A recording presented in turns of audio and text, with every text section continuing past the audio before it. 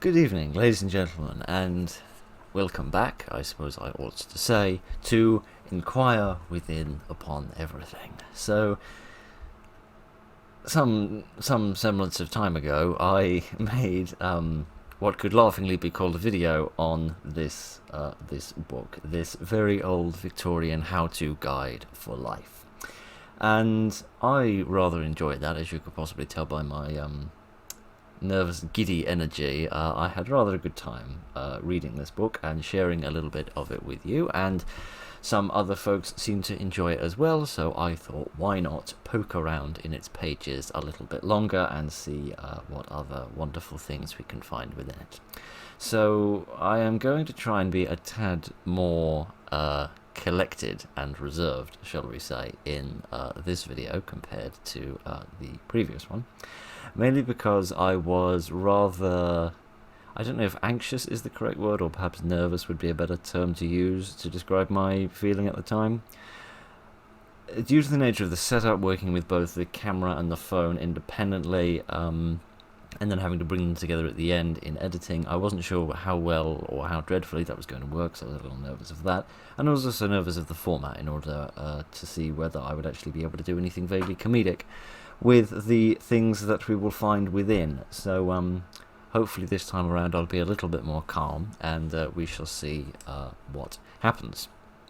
So yes, essentially we're just going to poke through this book for a little bit longer and see what else we can find in it. I'll try to avoid any repetition of what we did last time. I have a little collection of various different things that I've found in the index that I think might potentially bring about merriment.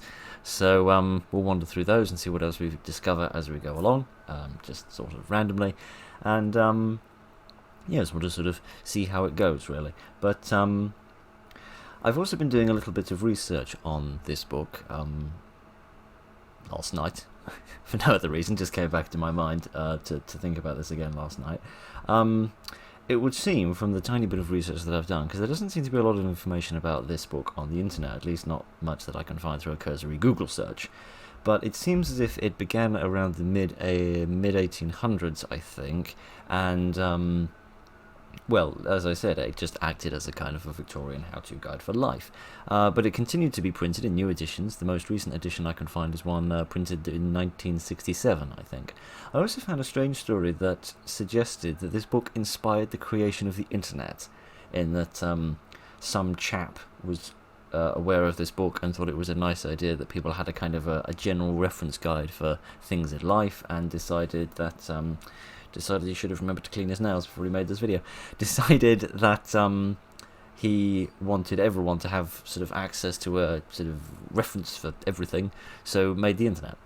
I have no idea if that's true or not, but that's what Google told me, and since when did big tech companies lie to us about anything? Anyway, that isn't the point. I thought, since I've referenced my nails for no particularly good reason, that assuming that this is properly in frame, are we properly in frame? I think so. I hope so. I hope so, otherwise we're going to be utterly screwed.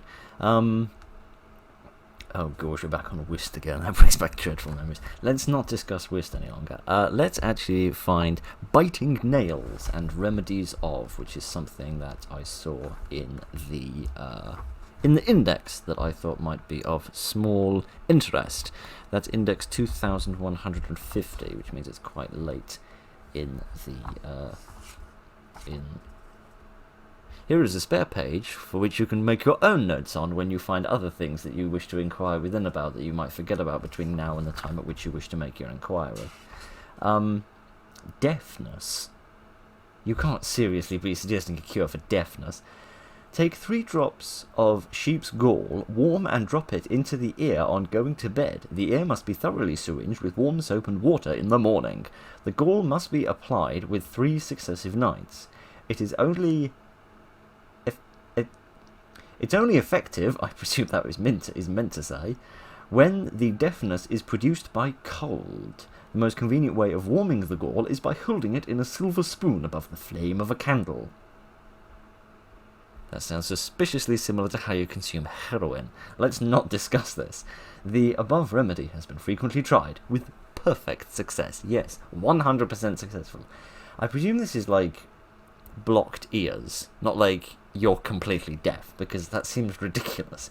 That the idea of sheep's gall, is that like of a gallbladder? I don't really know what the gallbladder does, but I don't think it cures deafness, to be completely frank. But never mind. It talks about pains in the head and the face. Does it talk about pains in the neck? I experience those quite frequently. Here we are, biting the nails. The filthy nails. This is a habit that should be immediately corrected in children, as if persisted for any length of time, it permanently deforms the nails. Dipping the finger ends in some bitter tincture will eventually prevent children from putting them in their mouth, but if this fails, as it sometimes will, each finger end ought to be encased in a stall until the propensity is eradicated. That's a little grim. Giddy aunt. It reminds me of a story I heard. I have no idea whether it's true or not, about sort of old Victorian schools. To prevent children from writing with their left hand, they would tie the child's left hand behind their back in order to prevent them using it and force them to write with their right hand, because they believed it was defective to use your left hand to write with. So that's interesting. I feel like this is going through something similar here. I don't know what it means by a stall. What comes to mind is like a thimble. If you imagine like putting a thimble on the end of each of your fingers. But surely then that would prevent a child from doing anything with their life. I don't know. Maybe they're not allowed to do anything. Maybe they're banned from living until they stop biting their nails. Dear, oh dear, oh dear. That is a little grim, isn't it? I saw some other things in here about sort of raising children and things, and those might come into some other interests as we go along. But never mind. Pleasure is a phantom, wealth a vanity, and power a boast? Yes. Goodness. Pleasure is a phantom. It's a bit dark, isn't it, to imply that, you know, everything that makes you happy in life is not real, and it's a big old waste of time. Baldness. Yes, we shall cure baldness. I have a strange bald patch on this part of my neck. I don't know if you can quite see that. I have this strange bald patch on my neck that I have no idea why. Just hair just refuses to grow there. I have absolutely no idea why. But perhaps this will let me cure that little ailment of mine. The decoction of boxwood successfully in cases of baldness is thus made. Take care the common box, which grows in garden borders, stems and leaves 4 large handfuls, boil in 3 pints of water in a closely covered vessel for 3/4 of an hour, and let it stand in a covered earthenware jar for 10 hours or more. Strain and add 1.5 ounces of eau de cologne. I've just realised that's what that is. Or lavender water to make it keep. The head should be well washed with this solution every morning. What under the sun are they talking about? What on earth is boxwood? I've never heard of that in my life. So, you take the common box which grows in garden borders, so it's some form of plant or herb or something, and you boil it, then you leave it in a jar for a while, then you add some, what I think is a kind of early perfume, or lavender water. Yeah, again, that would be a sort of a perfume solution. And then you rub it on your bonds in order to make you all hairy-berry. That is possibly the weirdest solution for baldness I've ever heard. That's a very strange one. Why under the sun would they think that was correct? I mean, it's going to make your head smell nice, but it's not going to trick anyone to think you're furry when you're not. Alright, that's very strange. Excellent remedy for sprains, because I am so sick of all those dreadful remedies for sprains. What does it say about sprains? Put the white of an egg into a saucer. Keep stirring it with a piece of almond about the size of a walnut until it becomes a thick jelly. Apply a portion of it on a piece of lint or tow large enough to cover the sprain, changing it for a fresh one as often as it feels warm or dry. The limb is to be kept in a horizontal position by placing it on a chair. What about lying down in bed? Lying on the floor? Lying on top of a table? I suppose you wouldn't do that in Victorian England. But still, that's, I mean, that might work. I don't know why. Why would egg whites have anything to do with assisting a sprain? Surely you just want to, like, keep it clean and keep it out of trouble. I don't know, but I'm having to wrestle with the fact that my phone will only record videos of 10 minutes, but hopefully we will survive without too much trouble. Anyway, what about warts? I once heard that it was once believed, and I say believed in the loosest possible connotations here, that you could sell warts by, like, buying them off somebody. Which to me seems a bit strange. Surely you'd want to pay someone to take your warts away, like have some money, but also take these warts with you as like a little bonus, I suppose. But let's see if the Victorians were that silly, or whether they thought something vaguely less silly. One of the surgeons of St. Bartholomew's Hospital says the easiest way to get rid of warts is to pare off the thickest skin with the covers that covers the prominent warts, cut it off by successive layers, shave it until you come to the surface of the skin, until you draw blood in 2 or 3 places. Yeah, if you're just bleeding in one place, that isn't nearly good enough. Once you start spraying blood up and down the walls in multiple different cardinal directions, then you're ready to continue. When you have thus denuded... You're crying out loud. This is like a policy they try to implement on Instagram, isn't it? We're going to denude Instagram this week. That's how apparently people at tech companies speak.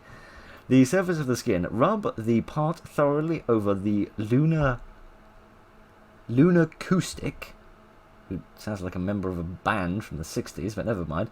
And one of the effective operations of this kind will generally destroy the wart. If not, you cut off the black spot which has been occasioned by the caustic, and apply it again, or you may apply some sort of acid, and thus you will get rid of it. Goodness. The worrying thing is that's a direct quote from a surgeon, which is a bit worrying. I mean, there's some sense in kind of like cutting it apart, I suppose. I think the modern method is to use like liquid nitrogen. You kind of dip it in liquid nitrogen to kind of freeze it and sort of blister the skin around it, which then pushes it out, to the best of my knowledge. And to the best of my knowledge, I mean basically no knowledge at all. But I wouldn't want to be the person with the knife who's making the old warty wallaby writhe with pain from having it chopped to bits, but it's better than trying to sell it, I suppose. Methods for curing stings of bees and wasps. The sting of a bee is generally more virulent than that of a wasp. Is it? I haven't been stung since I was like 5, but if I remember correctly, being stung by a wasp was significantly worse. And with some people attended with very violent effects. Yes, it gets stung and then it turns you into a vicious drunkard who goes around smacking people in the chops. It's a dreadful case of the situation. The sting of a bee is barbed at the end and consequently always left inside the wound. Oh, giddy aunt, this goes on for quite a while. It seems bee stings are rather complicated. Is always left in the wound. That of a wasp is pointed only so that they can sting more than once, which a bee cannot do. Indeed, that's the reason why a bee dies when it's stung, I think, because it either can't leave the thing that it's stung, or it kind of tears off its stinger, which is all a bit depressing and a bit sad. But, hey-ho, that's nature for you. When any person is stung by a bee, let the sting in the first place be instantly pulled out, for the longer it remains in the wound, the deeper it will pierce, owing to its peculiar form, and emit more of the poison. Really? I didn't actually know that getting stung released any kind of poison. Is that the point of the stinger then? In order to release some sort of poison into the wound? Presumably, because now I realise that both scorpions and cazadors release a poison when they sting you, so possibly that makes more sense. We have learned something, which I guess is kind of the whole point of the book. I noticed freckles there. I'm curious to know whether they want to get rid of them or not. I'll be interested to read that one in a moment. Let us see. Remove more of the poison. The sting is hollow, and the poison flows through it, which is the sole cause of the pain and inflammation. But I should emphasise, by the way, that you shouldn't take any of this seriously, especially the medical knowledge in this, because it's very likely been debunked in the preceding 150 years. But never mind. Pulling out of the sting should be done carefully and with a steady hand. Yes, don't get anyone with arthritis to do it. For if any part of it breaks, all remedies then, in a great measure, will be ineffectual. When the sting is extracted, suck the wound part, if possible. Well, that's a new chat-up line, isn't it? You know. A bee has stung the end of my dong. Would you mind sucking it, madam? Thank you very much. Make sure to get all of the poison out. Crying out loud. Please don't actually try that. A, you'll get slapped, and B, you'll get me in trouble for giving you the idea. When the sting is extracted... Let's not read that bit again. If hartshorn drops are immediately afterwards rubbed on the part, the cure will be more complete. All notions of the efficacy of sweet oil, bruised parsley, burnet, tobacco, etc. appear on various trials to be groundless. On some people, the sting of bees and wasps has no effect and is therefore of little consequence what remedy they apply to the wound. However, the effect of stings greatly depends on the habit of body a person is of. At one time, a sting may take little or no effect, though no remedy is used, at which another time it will be very virulent on the same person. So what you're basically saying is you haven't got the faintest idea what's going on. That's good to know. We have had occasion to test this remedy several times and can safely vouch its efficacy. The exposure to which persons are subjected during the hot summer months will, no doubt, render this advice useful, its very simplicity making it more acceptable, apart from the fact that I haven't got the faintest clue what a hartshorn is. Let alone a drop of it. But never mind. Never mind. Kids aren't. That is the trouble with these things, you know, when it's like, whenever it mentions these sort of substances, I never know what they are, either because they've been renamed over the years, or they're just things that don't exist anymore. But anyway, let me see. What? A blind man should not judge of colours. I think what they're trying to say is that the ill-educated should not speak their opinions, which means A, I should shut up, and B, the internet should also shush. Freckles. To disperse them, well, that answers that question. Take 1 ounce of lemon juice, a quarter of a drachma, oh, I remember the drachma, of powdered borax, and half a drachma of sugar. Mix and then let stand for a few days in a glass bottle till the liquor is fit for use. Then rub it on the hands and face occasionally. Yeah, I mean, to remove freckles, isn't that what we've just done? Dissolve half an ounce of lemon. Yeah, this is literally what you've just spoken about before. Why is there 2 different methods of getting rid of freckles that seem totally at odds with each other? In half an ounce of lemon juice, 1 ounce of Venice soap, and add a quarter of an ounce each of oil of bitter almonds and deliquidated oil of tartar. Place this mixture in the sun till it acquires the consistency of ointment. Surely the consistency of ointment varies by what the ointment is, or am I missing something? When in this state, add 3 drops of the oil of rhodinium, whatever under the sun that is, possibly a place, and keep it for use. Apply it to the face and hands in the manner following. Yes, again, I don't really know why you'd be that bothered about getting rid of freckles. I mean, you know, warts I can understand, but, you know, there's nothing wrong with freckles, is there? I don't know. Thinning the blood for when you're running a bit low at the vampire cocktail party and you need to make it go a little further. Alright, that's a bit weird. Maybe we should move on. Maybe we should move on from, what, ventilating bedrooms? What? Room is airy, is it? A sheet of finely perforated zinc. No, a sheet, sorry. Yes, a sheet of finely perforated zinc, which I thought was a mineral, but never mind. I didn't really know he'd make a sheet of it. I wouldn't want to line my bedclothes with zinc. Substituted for a pane of glass in one of the upper squares of a chamber window is the cheapest and best form of ventilation. There should not be a bedroom without it, or alternatively you could open a bleeding window, but you know. Maybe I'm mad. The destruction of rats! What a phrase! My giddy aunt, we need to read about the destruction of rats. Man alive, that sounds like a chapter in a history book. Alright. The following receipt for the destruction of rats has been communicated by Dr. of the Council of English Agricultural Society and is highly recommended as the best known means of getting rid of the most obnoxious and destructive of vermin. That's not very pleasant, is it? I mean, don't get me wrong, generally rats aren't very pleasant either, but I think, like, you know, shooing them away is probably better than destroying them. I don't know what they're going to use, probably the Victorian equivalent of a nuclear bomb. Oh, I dread to think. It has been tried by several intelligent persons and found perfectly effectual. Kids.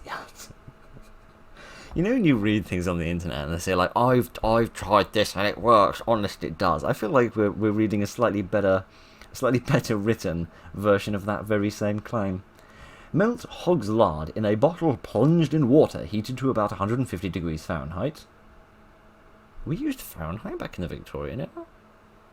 That's weird, I never knew that. I thought we always used Celsius in Britain. I had no idea we'd ever used the Fahrenheit system. How fascinating!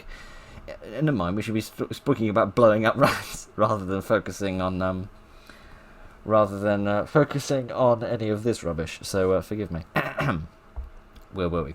Introduce it into half an ounce of phosphorus for every pound of lard, and then a pint of proof spirit or whiskey. Cork the bottle firmly after its contents have been heated to 150 degrees, taking it out at the same time with the water. Agitate smartly. Agitate smartly. What a phrase. It's like you annoy people by speaking in very long sentences towards them.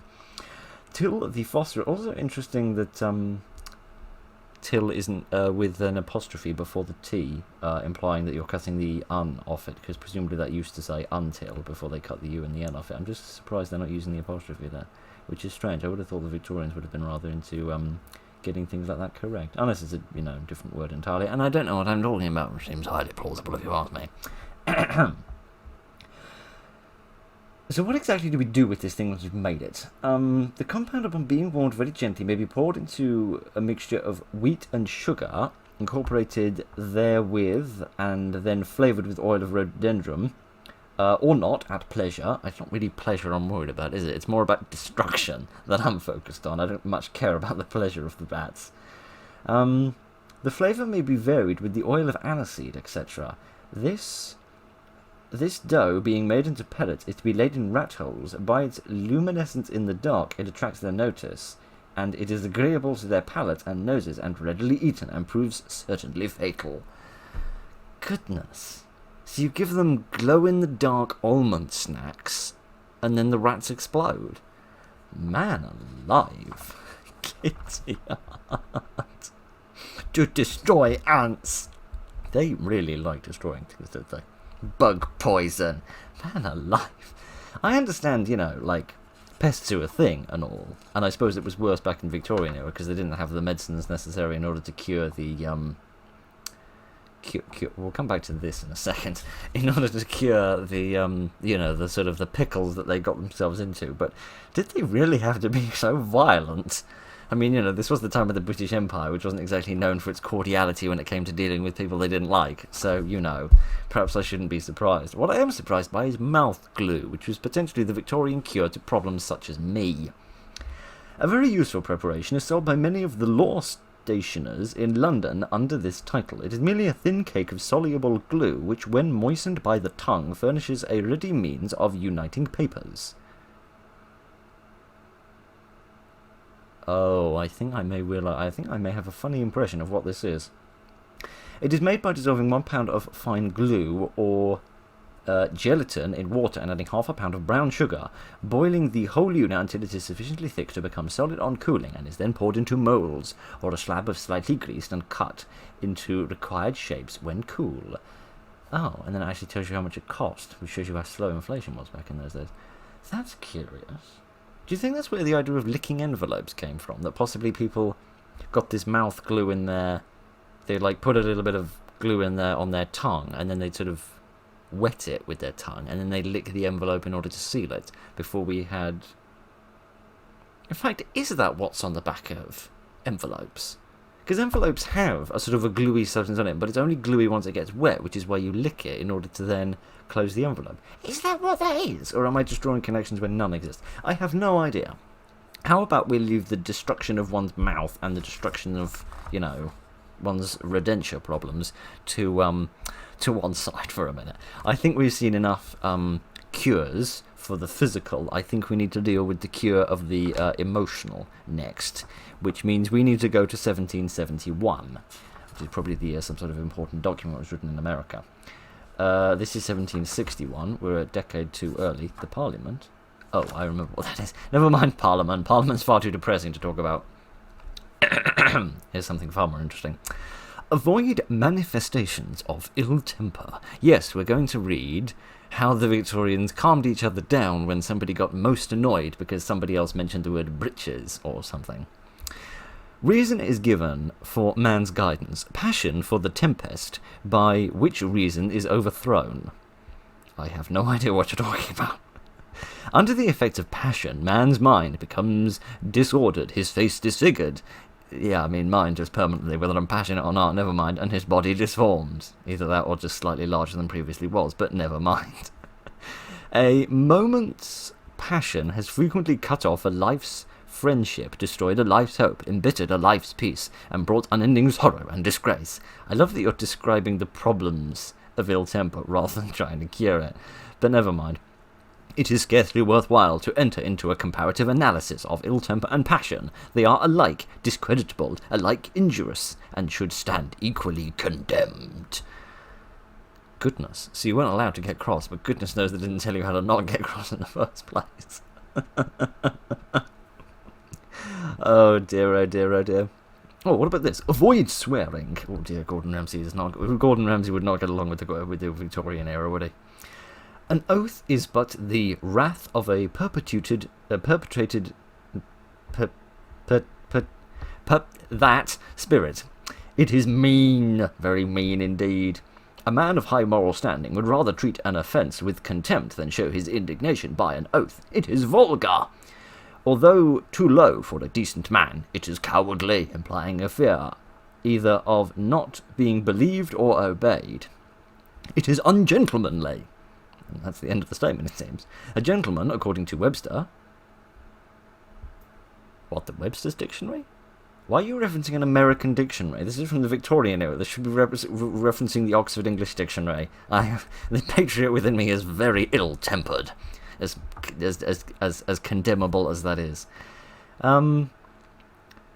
A gentleman, according to Webster, is a genteel man, well-bred and refined. It is indecent, offensive to delicacy, and extremely unfit for human ears, but absolutely fine for the cat to listen to. It is foolish. Want of decency is want of sense. It is abusive to the mind which conceives the oath, to the tongue which utters it, and to the person at whom it is aimed. It is venomous, showing a man's heart to be a nest of vipers, and every time he swears, one of them starts out from his head. Man alive. I really want to see somebody go on television and actually recite this in front of Gordon Ramsay. That would be quite entertaining. Never mind. It is contemptible, forfeiting the respect of all the wise and good. It is wicked, violating the divine law and provoking the displeasure of him who will not hold him guiltless, who takes his name in vain. Goodness. This is literally just a page that shouts at you for being naughty. Oh well, never mind. Be a gentleman. Hopefully this will be a little bit more cheery. Moderation, decorum, and neatness distinguish the gentleman. He is at all times affable, diffident, and studious to please, and many other big words. Intelligent and polite, his behaviour is pleasant and graceful. When he enters the dwelling of an inferior... Oh good, we're back to the classism. I've got some more stuff in here about classism later, and the Irish as well. You'll love that. I don't know, I haven't read it yet, so I might not even publish it for the sake of not setting off another war. I'm genuinely nervous about reading that passage. He endeavours to hide, if possible, the difference between the ranks in life, ever willing to assist those around him. He is neither unkind, haughty, nor overbearing. In the mansions of the rich, the correctness of his mind introduces him to bend to etiquette and not to stoop to adulation. Correct principle cautions him to avoid the gaming table, inebriety, drunkenness, of any other foible, I've got no idea what that is, that could occasion him self-reproach. Indeed, you're essentially just telling people to behave themselves by not getting drunk, by not gambling, and presumably not being adulation. I thought adulation was like praise, like adulation from a crowd or something. Perhaps that's like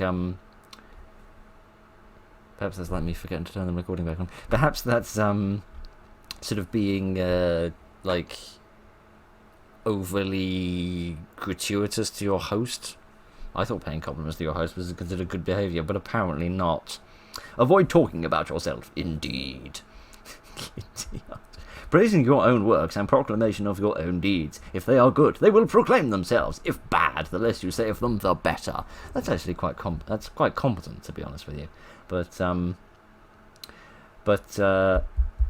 that perhaps is indicative of British humility, which certainly existed to a greater extent back then than it does now. I should probably find a pen. What have I done with the pen? I've left it down here. I should probably actually start striking these things off as we go along. Okay, just to make sure that we get everything addressed that we need to, because I know that your life will not be complete until we've observed every single thing in here. Now, I wish to turn, if I may, to page 300, or rather item 306, which is a bit of a ways back, but we shall find it, because it is described in a very classist way, but this one doesn't involve the Irish, so this one might not set up a war. What number am I looking for? 306. Here we are. Beds for the poor. Indeed, because apparently even when you go to sleep, classism has to stay alive. Beech tree leaves are recommended for the fitting of beds for poor persons. They should be gathered on a dry day in the autumn, preferably dried. It is said they should smell grateful. Because if... How does something smell grateful? How does something smell of an emotion?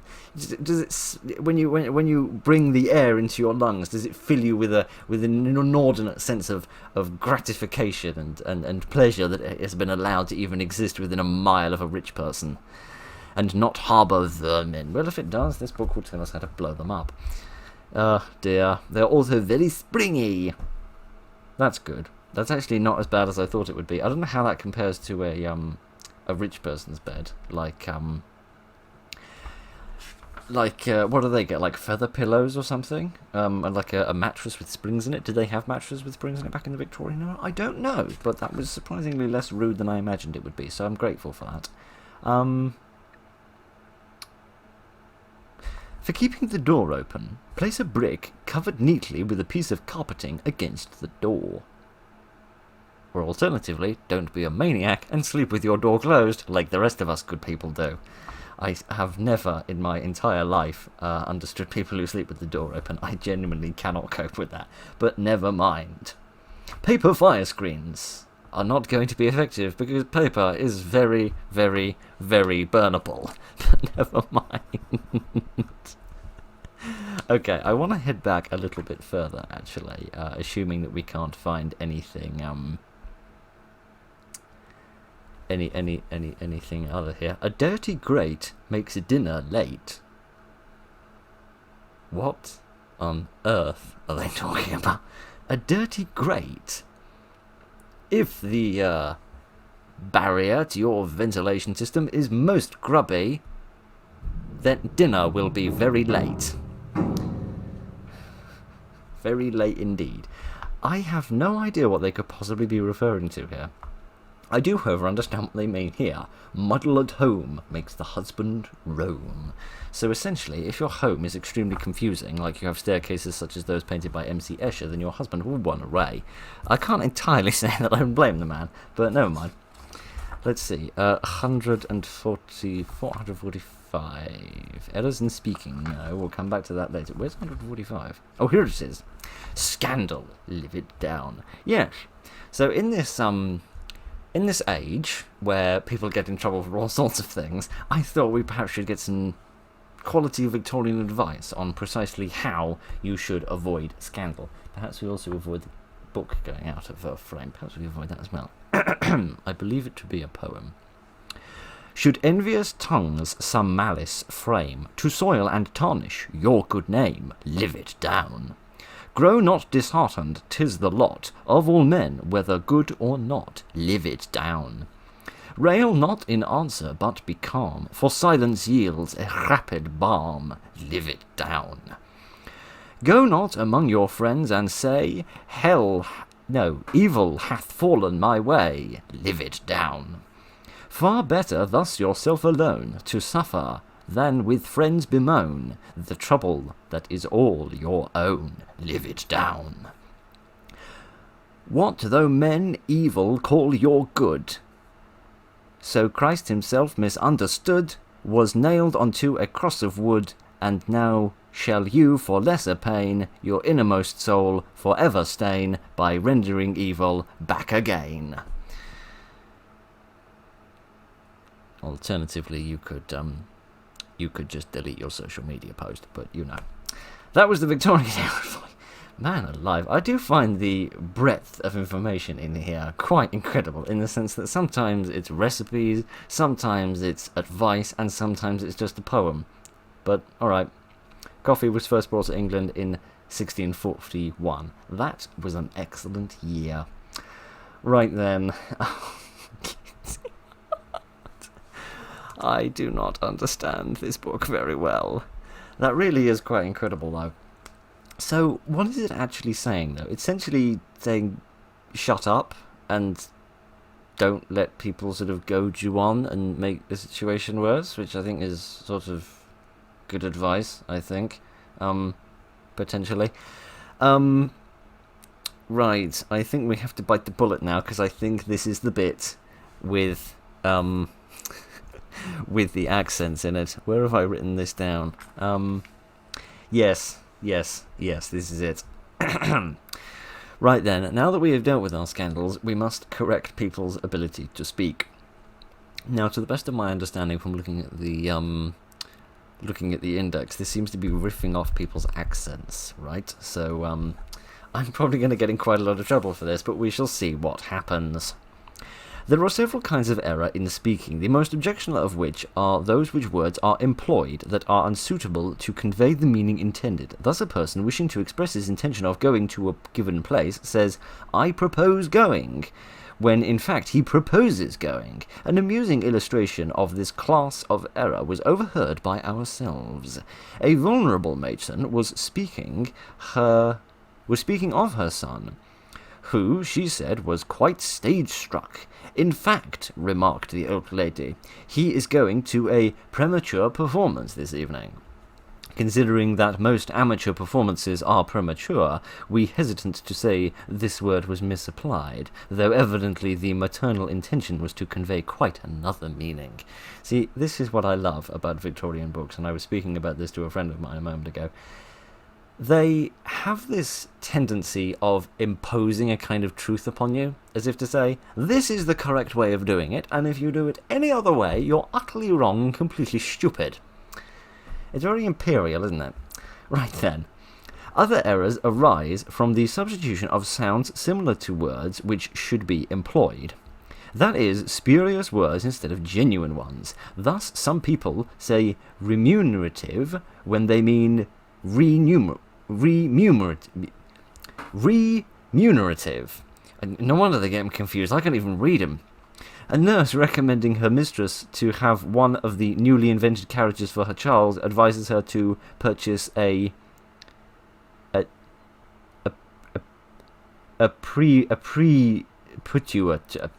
pram. I can understand why they shortened it now. It's very difficult to say the full thing. Goodness. By the mispronunciation of words. Many people say pronunciation instead of... It's very difficult to convey pronunciations in a written form, and thus we are both struggling with this. Oh dear. Others say pronunciation instead of pronunciation. I don't really see the difference. We need an audiobook version of this book by somebody like Stephen Fry who understands what under the sun they're yammering on about. Oh dear.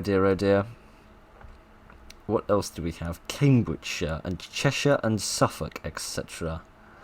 Oh, I see. These are examples of like various different words that they say incorrectly.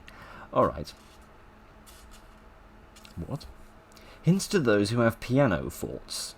If you have made a fort out of pianos instead of out of pillows, like a regular crazy person, then you need some advice from this book, it would seem. If this ever corrects itself, thank you very much. What the sun is this talking about? Damp it very injurious to a piano fort. It ought therefore to be placed in a dry place and not exposed to the draughts. Keep your piano free. I think this genuinely is referring to pianos. I was saying that as a joke at first. I presume piano fort had nothing to do with pianos. Keep your piano free from dust, and do not allow needles, pins, or bread to be placed upon it.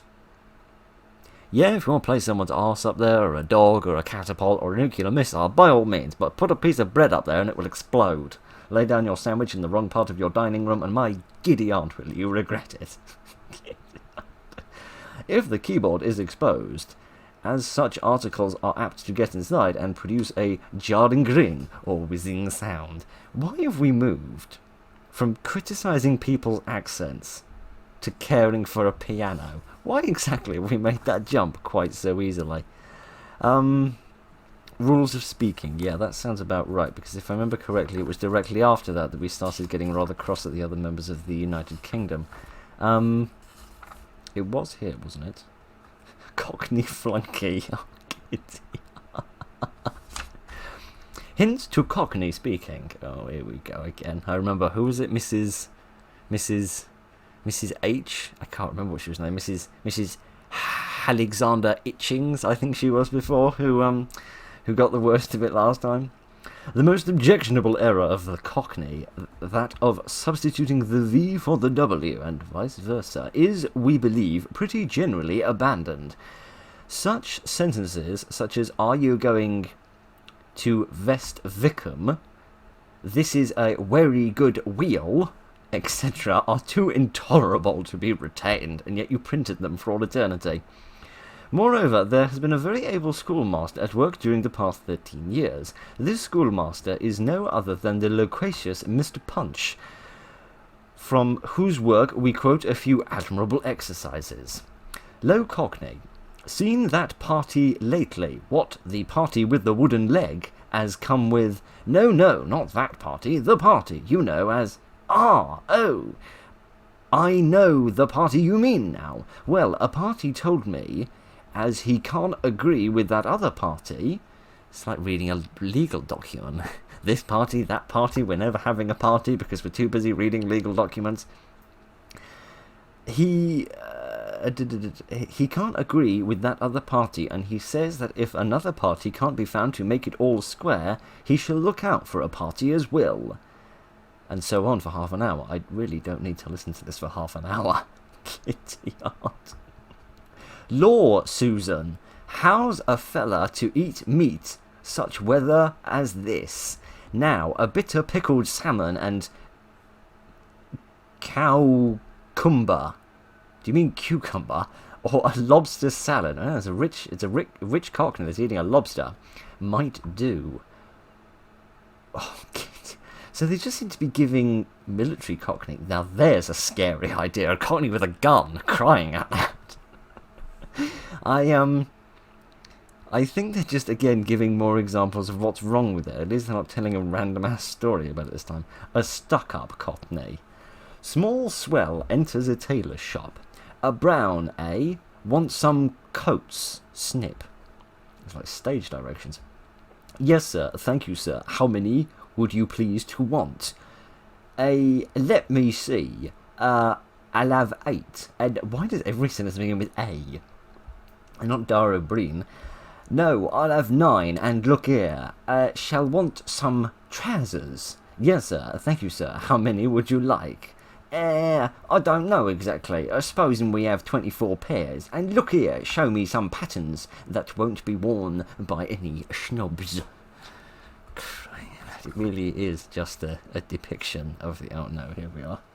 We found the page. We found the page of doom. We have, yeah, we just seem to have, like, excerpts from dialogue in a play with Cockney characters in it, and apparently that is to illustrate how dreadfully they speak. Alright, a Cockney domestic, or as it's otherwise known, a punch-up in London. So, well, ma'am, ever think, consider... I'm afraid you won't suit me. I've always been brought up genteel, and couldn't go nowheres where theirs ain't no footman kep. It's a bit of an oxymoron to pretend to be genteel while speaking like a maniac, but never mind. Oh dear, oh dear, oh dear. And the Cockney hairdresser. Oh, this should be interesting. They say, sir, the cholera is in the hair, sir. Gent, very uneasy. They really are like stage directions. Indeed. Then I hope you're very particular about the brushes you use.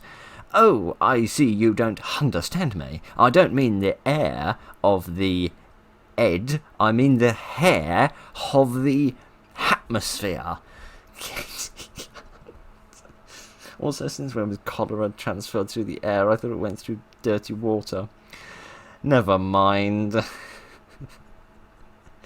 Londoners who desire to correct the defects of their utterance cannot do better than to exercise themselves frequently upon those words respecting which they have been in error. Well, practice makes perfect. Okay, then. Hints for the correction of the Irish brogue. Oh no, no excuse to stop for a moment. According to the directions given by Mr. B. H. Smart, an Irishman wishing to throw off the brogue of his mother country should avoid hurling out his words with a superfluous quantity of breath. It is not broader and wider that he should say, but the D of every other consonant should be neatly delivered by the tongue, as with little riot, clattering, or breathing as possible. I think they're trying to subtly convince the Irish to stop breathing, which would imply that all fall over stone dead, which would probably quite please the Victorians, but it would rather upset me. Let them drop the roughness or rolling R in all places. I thought the rolling R was a very English thing to do, which is odd that means I can't do it, but never mind, maybe that just tells you something about my genetics. But the beginning of syllables, he must not say storum or farum, but let the word be heard in one smooth syllable. He should exercise himself until he can convert plays into please. I've never heard an Irish person say plays before. Plenty into plenty, and so on. He should modulate his sentences so to avoid detecting his accent all in one manner, from the acute to the grave, keeping his ear to the watch for good examples. I come from watches tick, they don't speak English, but you know, maybe watches were more advanced back then, I just don't remember. And exercising himself frequently upon them, may he become master of a greatly improved utterance. See, this is what I mean, right? It's this imperial sense that the English way of pronouncing the English language is superior to the Irish way or even the Scottish way of pronouncing the English language. Nowadays, when you read books, it's like everything's acceptable. It's, you know, find what works for you, and generally, I think that's a good advice, because A, it means you're less likely to get punched up by somebody from a different island, and you know, you don't go around insulting people by implying that for being who they are, they're being wrong.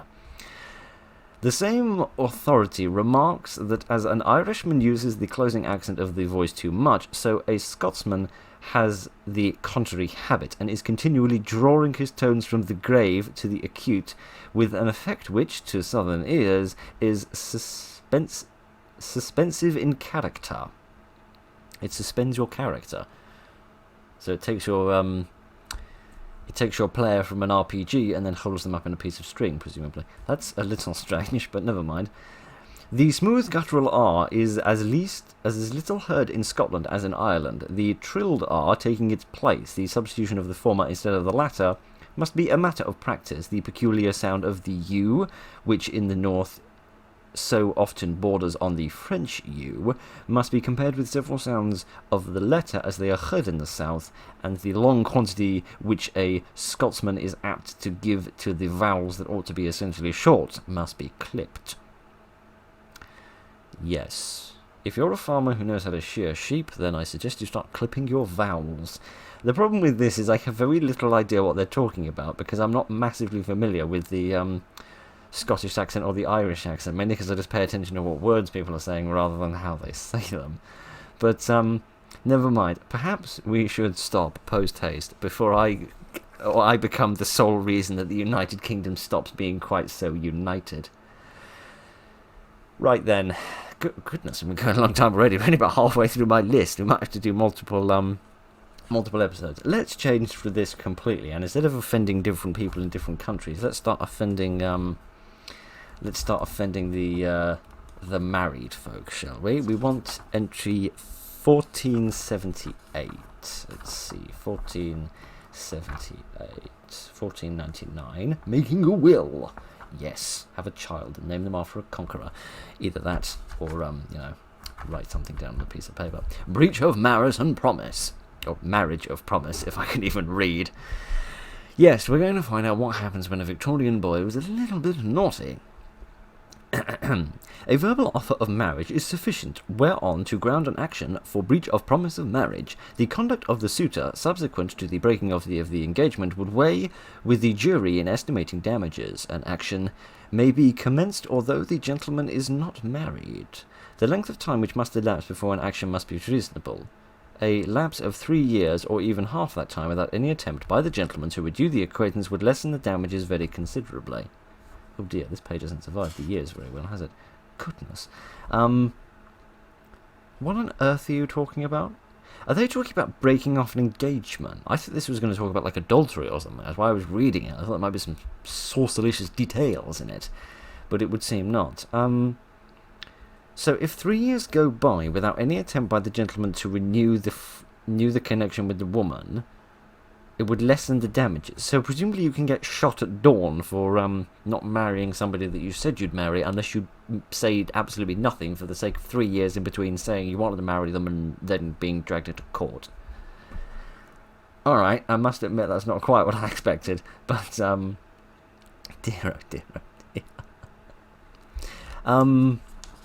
Let's see, what else have we got around here? What other things? This seems to be more legal advice rather than anything else. In case of fraud, the bankrupt may be proceeded against under the Debtors Act of 1869, under which provisions is made for his punishment by imprisonment of a term not exceeding 2 years, or with or without hard labour. Fraud and bankruptcy, crying aloud. I mean, that's kind of relevant to all of the banking crisis that we seem to be going through at the moment, but never mind, maybe it's gotten better by the time this goes up. I don't know. Pure water is better than foul wine. To be honest, anything is going to be better than something which is being described as foul. I think if you're describing it as foul, you're kind of proving your own point that it's not very nice. Yes, this seems to generally be about legal advice. Seizure of goods removed. Yes, when you send the bailiffs around. Distress, legal and illegal. It could be illegal to be distressed. That's a slightly new one. A distress can be made only for rent that is due and cannot be made until the day after, nor unless it has been demanded by the landlord or his agent. The outer door must not be broken for the purpose of distraining. Neither can the distress be made between sun setting and sunrise, nor on Sunday, Good Friday, or Christmas Day, nor after the rent has been tended to by the landlord or his agent. A second distress can be made if the value of the first is not enough to pay the rent and the costs. So what you're essentially saying is if you bust somebody's door down, an outer door specifically, if you bust down their bathroom door, that's absolutely fine, but the front door, you'll get carted off to prison. You can't bust down their door in the middle of the night on Christmas, and if it happens to be Christmas and Sunday at the same time, then presumably you get thrown off the White Cliffs of Dover. Alright, that's not admittedly what I thought we were going to learn about today, but never mind. Sleep falls sweetly unto the virtuous. Something to do with naughty people being kept up at night by memories of their mischief, perhaps, is perhaps what they're referring to. Alright, that wasn't quite what I expected. I don't really think if you're in a court, you should wander in with your copy of Enquire Within upon everything and try to defend yourself by reading off passages like this, but you're welcome to try, and if you do try, do let me know how that goes, because I'd be quite curious to hear how that goes down. Alright, I've written something on here about mad animals, which I've totally forgotten what that was, but apparently that's on 1286, so directly after the boiled custard. Let's see what we can find on here. Directly after boiled custard comes mad animals, which apparently is 1286, unless it's actually a different number and I couldn't read it because it's also smudged and damaged over the years. I was under the impression this was something to do with mad animals, but it doesn't seem to be. It seems to be talking about wasp stings again, which I thought we dealt with earlier, but apparently we've been stung again. Never mind, let's read about accidents and carriages. It is safer as a general rule to keep your place than to jump out. Getting out of a gig over the back, provided you can hold on a little while and run, is safer than springing from the side, but it is best to keep your place and hold fast. In accidents, people act not so much from reason as from excitement. I think that's generally quite true, actually, now that I think about it. But good rules, firmly impressed upon the mind, generally rise uppermost even amidst the fear. So what you're saying is, presumably you mean like a horse and carriage. I mean, it's not like a Model T Ford just hanging around in Victorian England, but you know what I mean. What you're suggesting is that if there's a carriage ride and it comes a cropper, you should stay still instead of leaping out. I guess it depends what kind of carriage accident you're in, because if the carriage is going off a cliff, you should probably jump out, and if it's on fire, you should probably jump out, and if there's an axe murderer in the carriage, you should probably jump out, but maybe they ran out of ink for all of those asterisks, so they didn't worry about that. Oh dear, oh dear, oh dear, oh dear, oh dear. Oh good, and we're back to studying the precautions regarding fire again. Excellent. Strive to learn from all things. I hope that's what we're doing now. Observation is the best teacher. I disagree. Experience tends to be the best teacher. But never mind. Small beginnings may lead to large ends.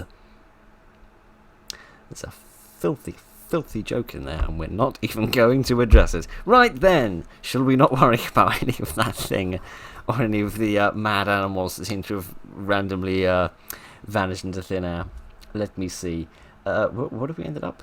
We've ended up with curry and curried oysters. Oysters can cause serious tummy troubles, and so can curry. If you put them together, your bum is probably going to blow up. But never mind. Let's go to page 203, actually, because conveniently on this side of the page I've written the index numbers, on this side of the page I've written the page numbers, just to help confuse myself inordinately. I want to go to page 234, because apparently there's advice on getting to sleep, and given how ineffective all the advice on the internet regarding insomnia is, it sounds like it might be worthwhile trying to get some Victorian advice about it. Getting to sleep. How to sleep. How to get to sleep is to many a person a matter of high importance, mainly that if you don't sleep you are going to die, so, you know, it is quite important to be able to sleep. Nervous persons who are troubled with wakefulness and excitability usually have a strong tendency of blood on the brain. I mean, if you didn't have any blood in your brain, I'd be severely worried about you, but never mind. With cold extremities. The pressure of the blood on the brain keeps it stimulated in a wakeful state, and pulsations in the head are often painful. There is a difference between a headache and insomnia, but apparently the Victorians didn't realise this. Let such rise and chafe the body and extremities with a brush or towel, and rub smartly with the hands to promote circulation, and withdraw the excessive amounts of blood from the brain, and they will fall asleep in a few moments.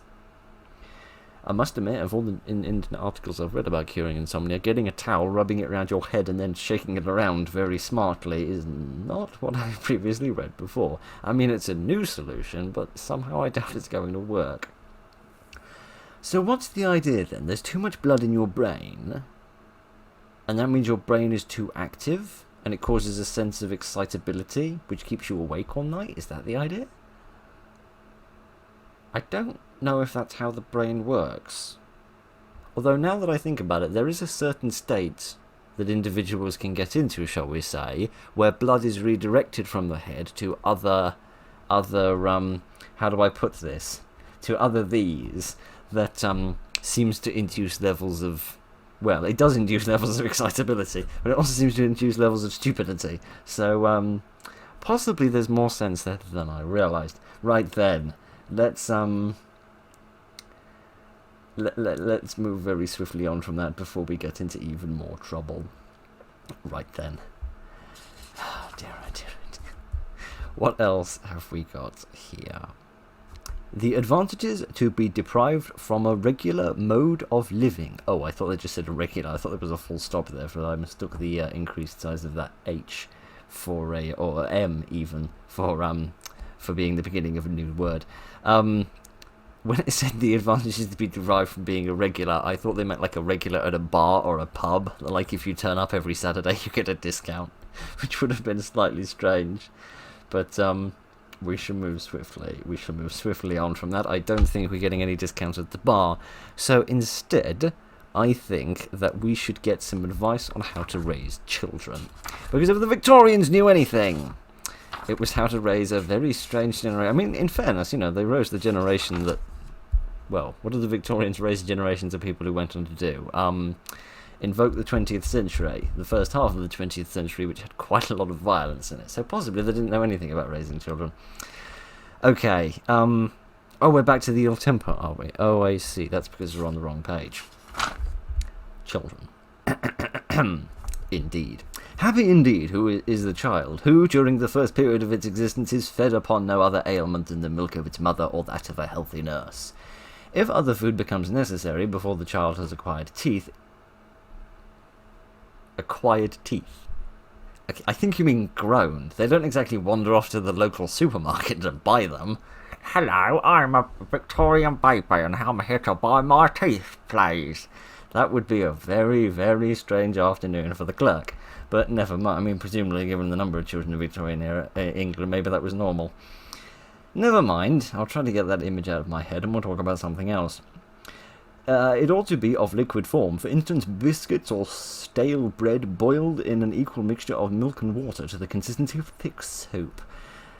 But by no means even this in the first week of its life.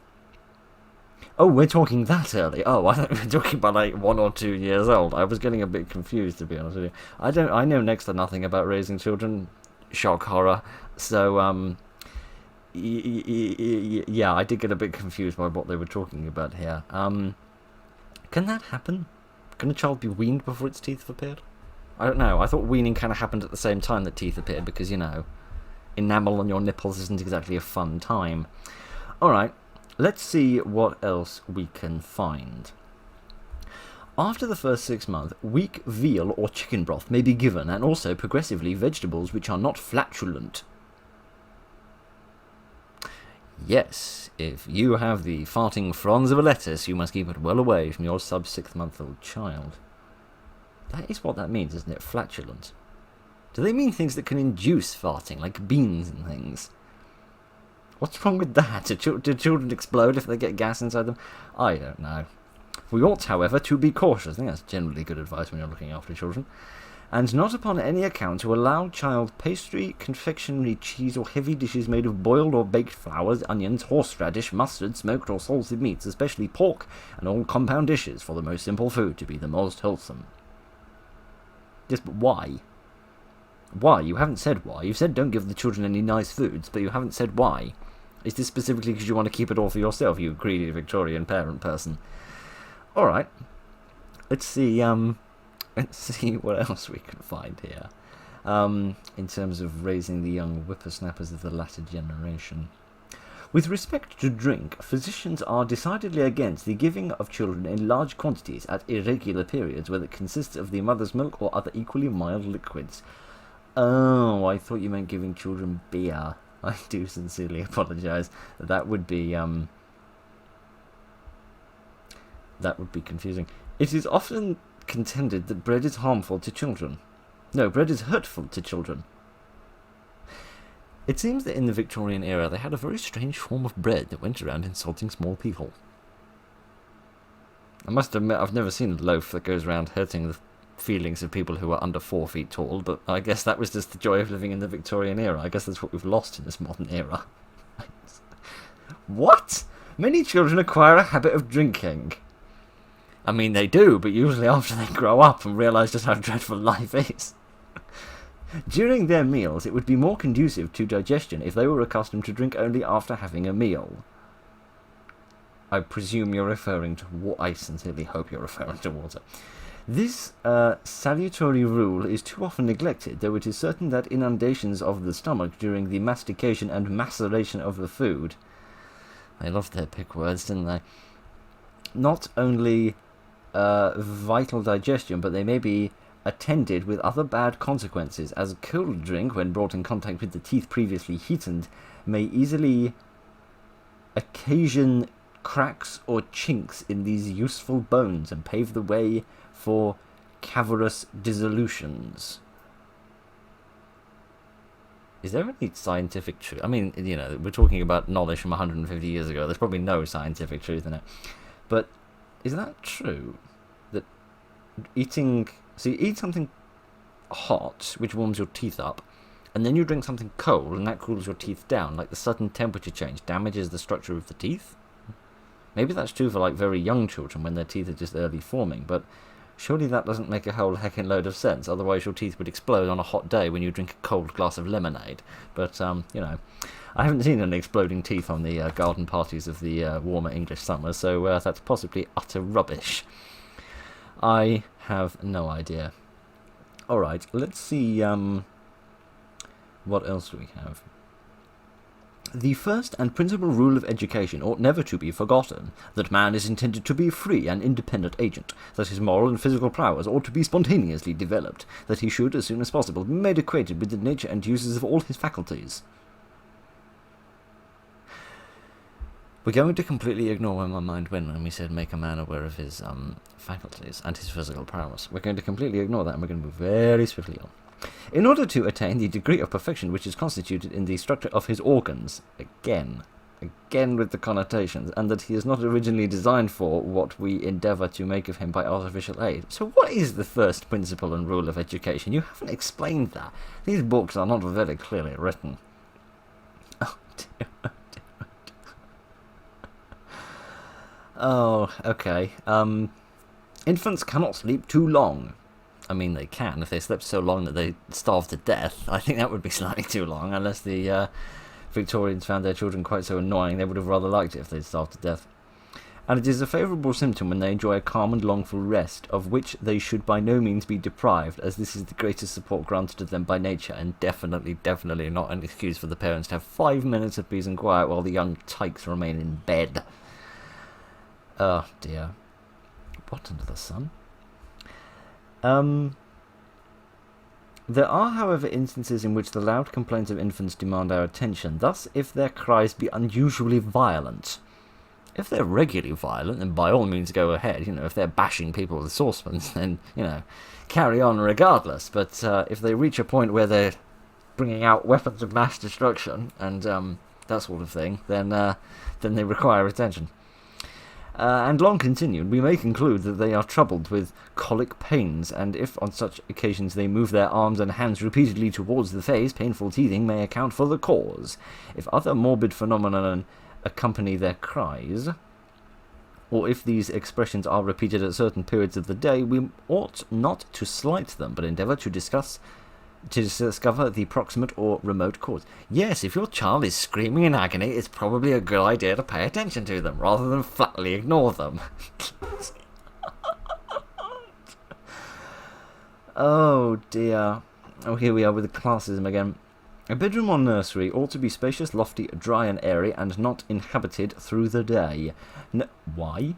Alright, never mind, we'll come back to that. No servants, if possible, should be suffered to sleep in the same room, and no linen or washed clothes should ever be hung there to dry, as they contaminate the air, in which they are a considerable portion of infantile life must be spent. Yes, don't put poor people in the bedroom with your children, or else they will undoubtedly indoctrinate them with their poor personness. Oh, the Victorians. Cookery for children. Do you mean cooking food for children, or do you mean children cooking food? Because one of those is disastrous and the other one is necessary. Alright, I reckon we should probably look at closing this. We've learned quite a lot, I feel, about exploding teeth and rubbing flowers on your head in order to cure baldness, and many other interesting things that we have discovered. There was one other thing I wanted to have a quick look at, I think. Yes, page 242. It's convenient that it comes very briefly before children, because it usually, at least in Victorian times, did come before children. Because, unless I am highly mistaken, we should be speaking about marriages. So I'm curious to see what sort of wedding advice you can get from Victorian England. It will be interesting to see what sort of advice they give. Wedding dress. Let's see how you should get all snazzed up for your big day. It is impossible to lay down specific rules for the dress, as fashions changes and the tastes differ. The great art consists in selecting the style of dress most becoming to the person. A stout person should adopt a different style from a thin person, a tall one from a short person. I mean, that's generally good advice, yeah, in the sense that the clothes should actually fit you, instead of just being the cast-off from the last person that got married in this church, but never mind. Peculiarities of complexion and form of face and figure should be duly regarded, and in these matters there is no better course than to call in the aid of any respectable milliner or dressmaker who will be found ready to give the best advice. The bridegroom should similarly appear in full dress, and should avoid everything eccentric and broad in style. The bridesmaid should always be made aware of the bride's dress before they choose their own. They get to choose their own? I don't think that's a very modern concept. Which should be determined by a proper harmony with the former. That's actually vaguely good advice and less specific than I thought it was going to be. Alright, what else can we find? Cards. Presumably this is like wedding invitations. A newly married couple send out cards immediately after the ceremony to their friends and acquaintances, who on their part return either notes or cards of congratulations at the event. Yes, congratulations, you survived. You survived the consummation, so congratulations for that. Here's a tacky piece of paper. I mean, there's something to do with your afternoon, isn't it? You know, when you're so rich that all of your servants and your estate are making money, I suppose you have to find something to do with your afternoon, don't you? Alright, where were we? As soon as the lady is settled in her new home, she may expect the calls of her acquaintances, for which it is not absolutely necessary to remain at home, although politeness requires that they should be returned as soon as possible. But having performed this, any further intercourse may be avoided. I think, as marriage begins, further intercourse is very certainly avoided, but that is just what my married friends tell me. Okay, by a polite refusal of his invitation. Yes, that's what I hear happens a lot. I wouldn't know, I've never been so fortunate. Never mind, where cards are to be left, the number must be determined according to the various members of which the family called upon is composed. For instance, where there is mother, aunt, daughters, the latter having been introduced to society. It's like that bit in The Lion King, where the little baby gets introduced to all the other animals, though presumably they were doing this with his daughters in Victorian era.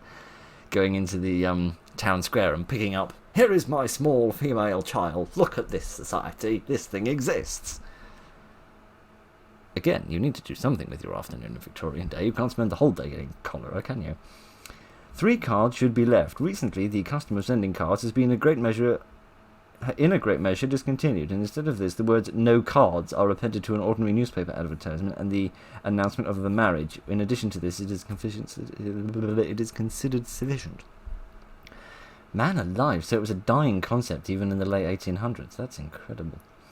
The wedding tour.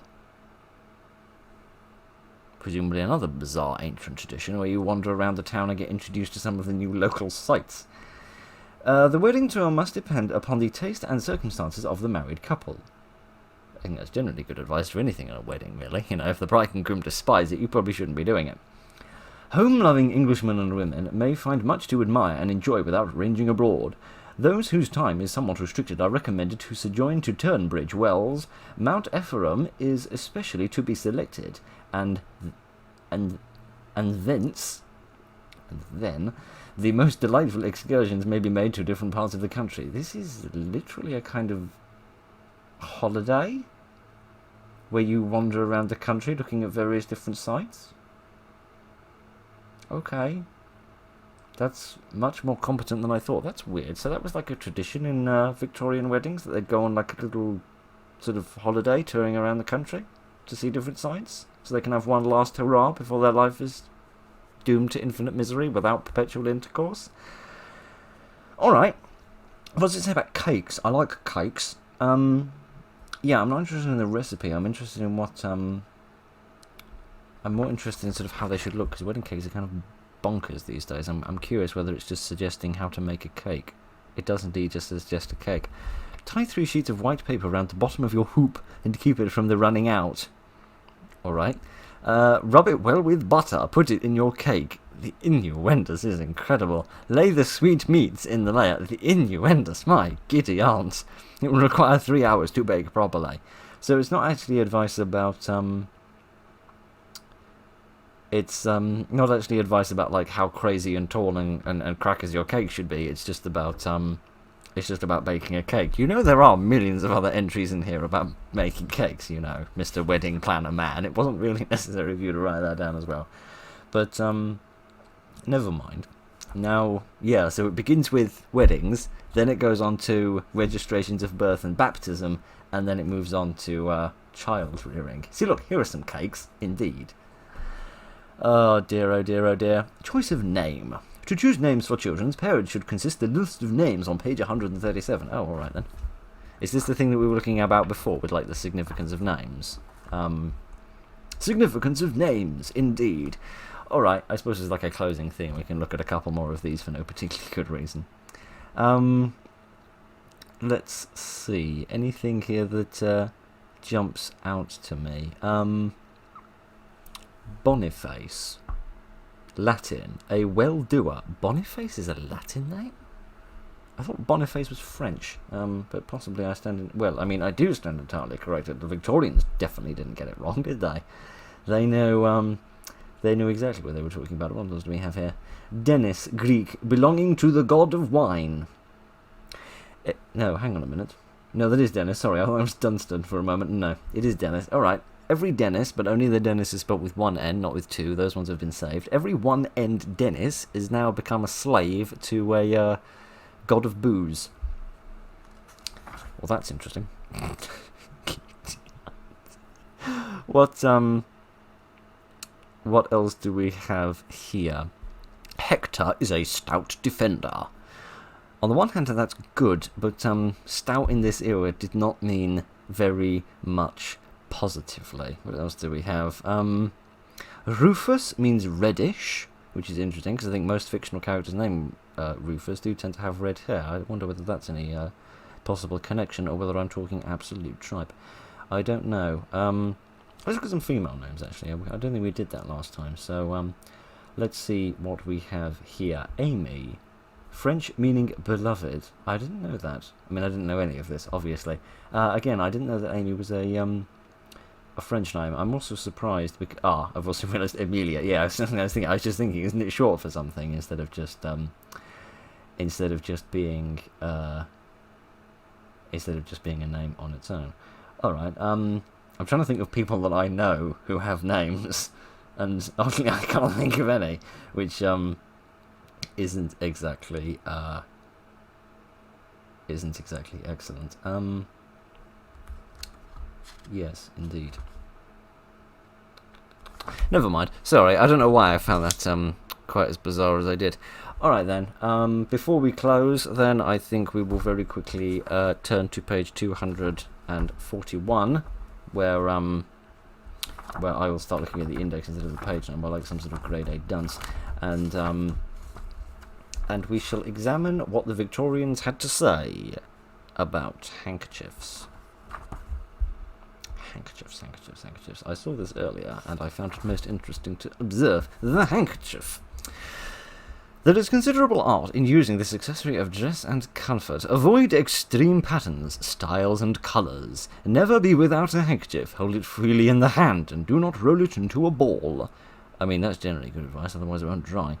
Hold it by the centre and let the corners form a fan-like expression. Avoid using it too much. With some persons, the habit becomes troublesome and unpleasant. Oh, so you're actually talking about a genuine handkerchief. I thought you were talking about pocket squares. Oh, never mind. We'll leave it on Victorian balls, and we'll leave it there, I think. Well then, that was a hell of an event, wasn't it?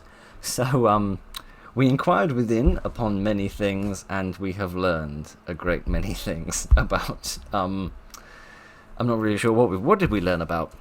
We learned about baldness, which you cure by rubbing plants into your hair. We talked about children who bite their nails, which we cure that by cutting the ends of their hands off, or whatever it does. We lost the mad animals, presumably they were so mad they couldn't stay on the same page for a long time. We learned that poor people should have beds made of dried leaves. We learned that Gordon Ramsay is getting into trouble for swearing because it's undignified. Yeah.